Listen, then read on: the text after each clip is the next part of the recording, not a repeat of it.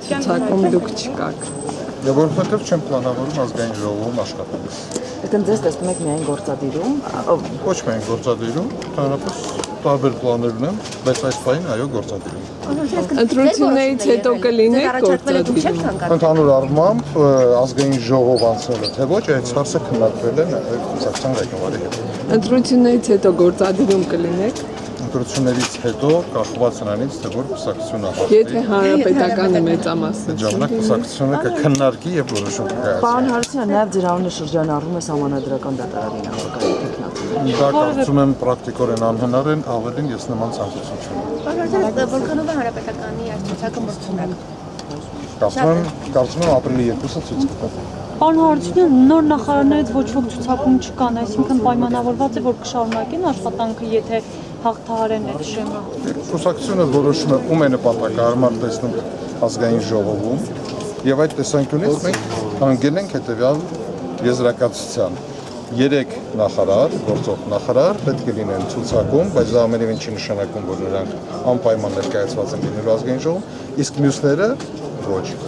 Երեքը սահմանափակող թիվեր ավելին չէին կարող լինել։ Կարող էին լինել, ուղղակի մենք այդպես որոշեցինք։ Այն որ հանրապետականի ցուցակը գլխավորում է ուժային կառույցի ղեկավարը եւ շտաբի պետն է լինելու է, հա, նախկին ուժային կառույցի ղեկավար։ Դա նշանակում է, որ այս ընտրություններում հանրապետականը ուժային մեթոդների կողմնակից է։ Կարծում եմ շատ դժվար է անգամ ձեր մեկնաբանությունը, այսպես ասենք, ականջից շատ ձգած մեկնաբանությունը, որ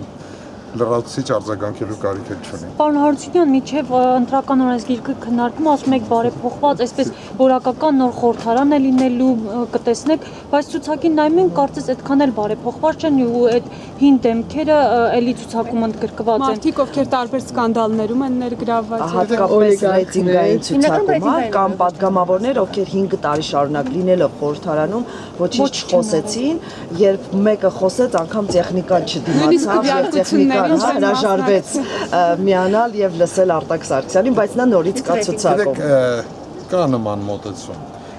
Ցավոք սրտի ժողովրդավարությունը չի լուծում բոլոր խնդիրները, բայց միաժամանակ ավելի լավ լուծում, ինչպես գիտեք, այս բանին մենք չունենք, քան ժողովրդի ընտրությունը։ Դա Չերչիլի խոսքն է, եթե չեմ սխալվում, որ ասաց, որ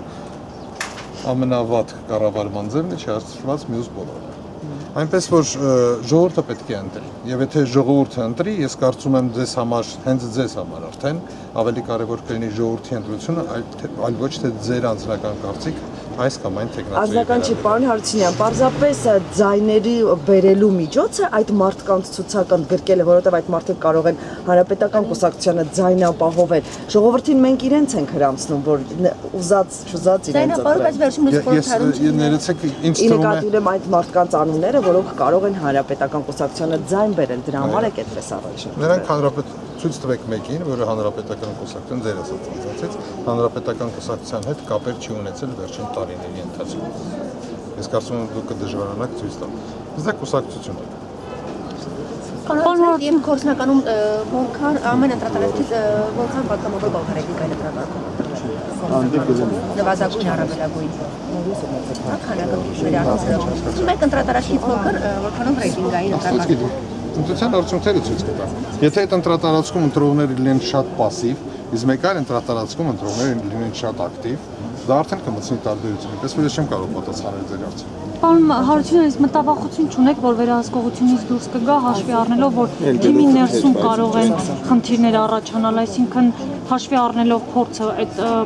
այդ առաջադրված տեխնոլոգիաների, թե ինչեր կարող են լինել։ Ինչեր կարող են լինել։ Ներկուսակցական պայքարը շատ բնական երևույթ է, ի սկզբանե նախատեսված է այս ընտրական օրենսգրքով։ Դրանով է պայմանավորված, որ յուրաքանչյուր ընտրատարածքում կուսակցությունը առաջադրում է մի շարք տեխնոլոգիաներ, որոնք այո միմյանց հետ պայքարում են, որոնք այո պետք է շահեն ժողովրդի վստահության քվեն, եւ սա կարեւորագույն գործիքներից մեկն է։ Ժողովրդավարության կարևորագույն գործիքներից մեկն է եւ բոլոր, գիտեք, փորձերը աղավաղելու, սա այսպեսին է, սա մականունավոր է եւ այլն, ժողովուրդն է տալու այդ հարցերի պատասխանը։ Պարոն Հարությունյան, բոլոր ջանքերը բավոր բարեփոխված ընտրության շրջանակում հիմա արդեն խոսակցություններ կան ընտրակաշառք բաժանելու խոստումների մասին։ Ոստիկանությանը հրահանգվել է, որ այս անգամ ավելի ուշադիր լինել։ Չենք հիշում դեպքեր, չնայած ողջ հանրությունն է այդ մասին խոսում, որ բակերում տղաների խմբեր են արդեն հավաքվում, բանակցում են, բայց չենք հիշում դեպք, որ ոստիկանությունը մի այդպիսի բացահայտում արեց։ Բանն այն է, որ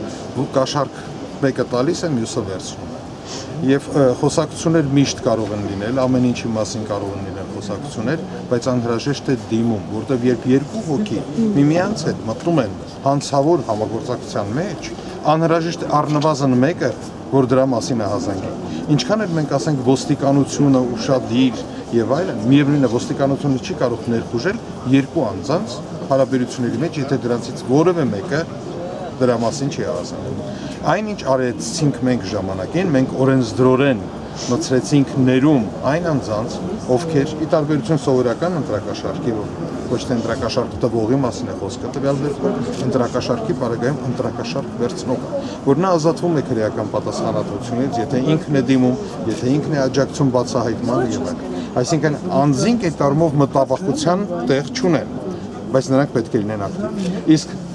լրատվամիջոցները, ողջ հանրությունը, կուսակցությունները այդ թվում եւ մեր բնականաբար պետք է ձեռնամուխ լինենք այդ աշխատանքին, որպեսզի հորդորենք բոլոր ընտրողներին նման դեպքերի բարակայում անմիջապես դիմել իրավապահման։ Պարոն Հարությունյանց ներողություն եմ խնդրում գործընկերներիս խնդրանքով, ինչու չկաք դուք ցուցակում։ Ես արդեն ասացի, չեն նոր վերջում միացան, հա ներողություն։ որովհետեւ չեմ պլանավորում իմ աշխատանք ազգային ժողովում։